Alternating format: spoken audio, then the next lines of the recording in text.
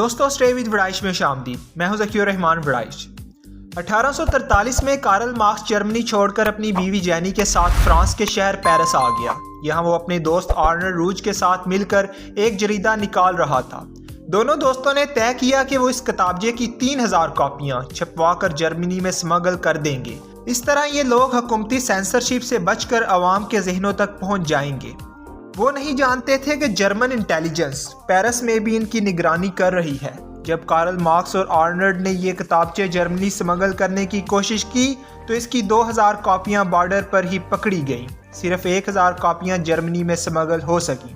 اس کے ساتھ ہی جرمن حکومت نے حکم جاری کر دیا کہ مارکس یا اس کا کوئی بھی قریبی ساتھی جرمن آئے تو اسے گرفتار کر لیا جائے. اس ڈر سے آرنلڈ روج نے مارکس کا ساتھ چھوڑ دیا اور یہ رسالہ بند ہو گیا. لیکن ایک ایسا مضمون چھپنے سے کارل مارکس کی زندگی تبدیل ہو گئی اور ایک ایسا دوست بھی مارکس کی زندگی میں آ گیا جس نے ساری زندگی مارکس کی مدد کی اور مارکس کے مرنے کے بعد بھی اس کے نظریات کی تشہیر کے لیے کام کیا. اور اسی وجہ سے آج تک ان دونوں کے مجسمے ایک ساتھ ہی بنائے جاتے ہیں.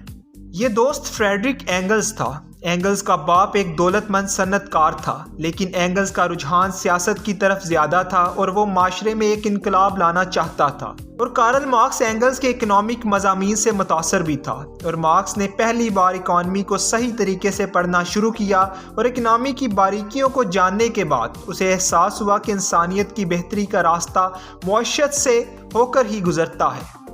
امیر اور غریب کا فرق تب ہی ختم ہو سکتا ہے جب دونوں میں دولت کا فرق ختم کیا جائے. لیکن یہ فرق کیسے ختم کیا جائے اور یہ تقسیم ہے ہی کیوں؟ اس سوال کے جواب کی تحقیق کارل مارکس کی زندگی بھر کا حاصل ثابت ہوئی. اسی جدوجہد کی وجہ سے کمیونزم کو مارکس کے ساتھ منسوب کر دیا گیا اور مارکس نے کمیونزم کا ایک ایسا چہرہ متعارف کرایا جو کمیونزم سے قدرے مختلف تھا بلکہ اس کی ترقی یافتہ شکل تھا. کمیونزم کو عملی شکل دینے میں کارل مارکس نے جو کردار ادا کیا اسی کی وجہ سے بعض لوگ مارکس کے کمیونزم کو مارکسزم بھی کہتے ہیں. مارکس کا پہلا سوال کہ معاشرے میں مذہب کا کردار کیا ہوگا، دوسرا سوال کہ جرمنی میں سینسرشپ کیسے ختم ہوگی اور تیسرا سوال تھا کہ معاشرے میں محنت کش طبقے کا کردار کیا ہونا چاہیے.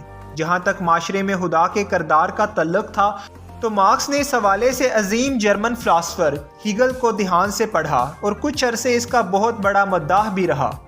ہیگل نے تصور مطلق کا نظریہ دیا. سادہ الفاظ میں ہیگل کہتا یہ تھا کہ خدا کا وجود تو ہے لیکن کائنات سے الگ کچھ نہیں ہے، بلکہ یہ وجود کائنات ہی اصل میں خدا ہے.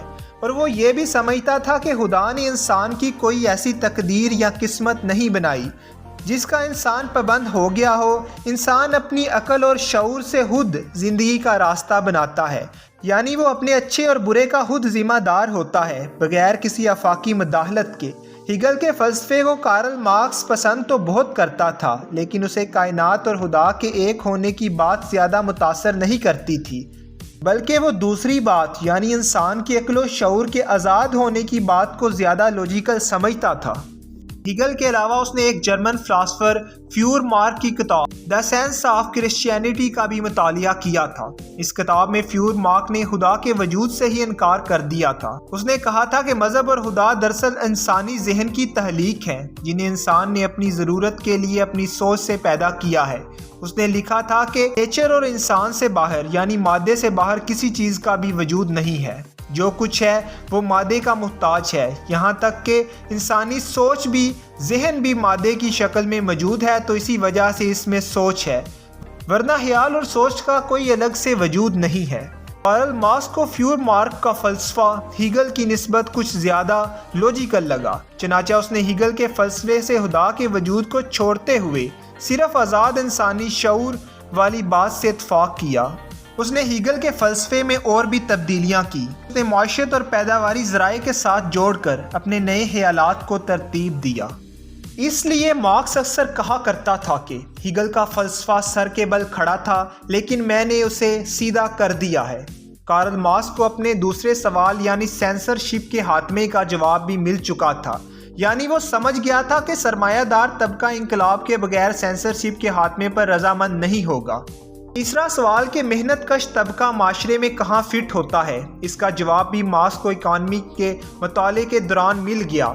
वो इस नतीजे पर पहुंचा कि माशरे में हुकूमत सरमाया दारों को नहीं बल्कि मजदूरों को मिलनी चाहिए, तभी माशरे में अमीर और गरीब का जो फ़र्क है ये ख़त्म होगा। इसी तरह इंसान बराबरी से और चैन से रह सकता है। यूँ मार्क्स अपने नज़रियात को रोज़ बरोज़ जानता गया और उसने चंद अरसे में ही अपने नज़रियात को एक बाकायदा डॉक्ट्राइन की शक्ल देना शुरू की। ये डॉक्ट्राइन मार्क्स का कम्युनिज़म या मार्क्सिज्म कहलाता था। मार्क्स की कम्युनिज़म को समझने के लिए पहले ये जान लीजिए कि सरमायादाराना निज़ाम था क्या, जिसके खिलाफ मार्क्स लड़ना शुरू कर रहा था। दोस्तों, सरमायादाराना निज़ाम जिसे कैपिटलिज़म भी कहते हैं, इसकी बुनियाद बहुत सिंपल है। सरमाए का मतलब ये है कि किसी भी शख्स के पास अपनी ज़रूरत से ज़्यादा जो भी दौलत है वो सरमाया है, यानी कि कैपिटल है। इस सरमाए को वो जब चाहे अपनी मर्ज़ी से इन्वेस्ट कर सकता है और मुनाफे को बार बार इन्वेस्ट करता जाएगा और ये सिलसिला कभी भी ख़त्म नहीं होगा और वो अमीर से अमीर तर होता जाएगा और वो पूरी दुनिया में सरमाए के लिए आज़ाद है। कैपिटल इस बात पर यकीन रखते हैं कि अपने ज़ाती मफाद को हासिल करना और जायदाद बनाना इंसान का कानूनी हक है और रियासत का काम इन्हें प्रोटेक्ट करना है। आज जितनी भी बड़ी बड़ी कंपनीज हैं वो इसी असूल पर कायम है। कैपिटलिस्ट समझते हैं कि इस तरीके से बेरोज़गारी ख़त्म करने में मदद मिलती है, इससे लोगों को रोज़गार मिलता है। लेकिन मार्क्स इस नज़रिए को मुस्तरद करता था। वो समझता था कि सरमाएदार तबका मुनाफे के लिए मज़दूरों का इस्तेहसाल करता है, क्योंकि हाम माल में मुनाफा तो मज़दूरों की मेहनत से पैदा होता है और वो मज़दूरों का हक होता है, और वो इस सरप्लस वैल्यू को सरमायादार का मुनाफा नहीं समझता था, क्योंकि सारा मुनाफा सरमायादार खा जाता है और मज़दूर को मामूली तनख्वाह मिलती है। यूँ सरमायादार तबका मज़दूर की मेहनत से अमीर तर, जबकि मज़दूर गरीब से गरीब तर होता चला जाता है और नई प्रोडक्ट को सरमायादार की तहलीक समझा जाता है, जिसकी वजह से मज़दूर मेहनत से बेजार हो जाता है। मज़दूर किसी बेजारियत को मार्क्स की थ्योरी ऑफ एलिनेशन कहा जाता है। मार्क्स इस सारे निज़ाम को ख़त्म करना चाहता था जो मज़दूरों का इस्तेहसाल कर रहा था, इन्हें मेहनत छोड़ने पर मजबूर कर रहा था, और ये तभी हो सकता था जब सरमायादाराना निज़ाम का मुकम्मल खात्मा हो जाए और इसकी जगह मज़दूर तबके की हुकूमत कायम हो जाए। लेकिन सबसे बड़ा सवाल था कि ऐसी हुकूमत बनेगी कैसे।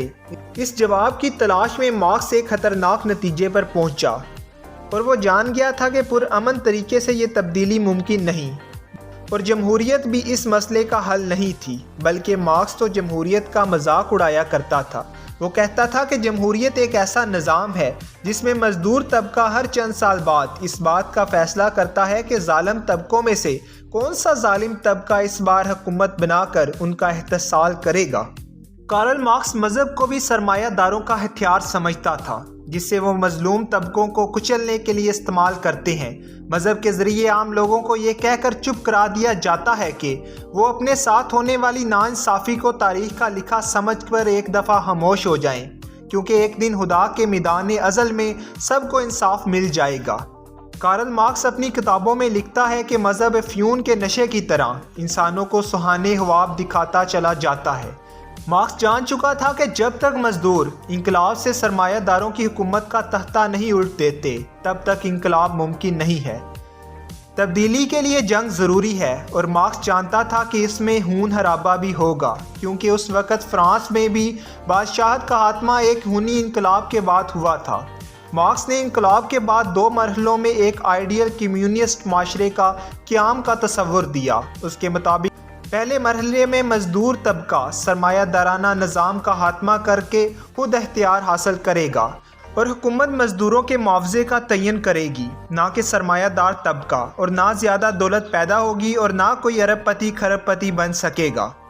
दूसरे मरहले में कम्युनिज़म को मुकम्मल तौर पर हकीकी शक्ल दी जाएगी और एक ऐसा माशरा होगा जिसमें तबकाती फ़र्क के बगैर हर शख्स सलाहियतों की बुनियाद पर काम हासिल कर रहा होगा और इसकी ज़रूरियात के मुताबिक मुआवजा मिल रहा होगा।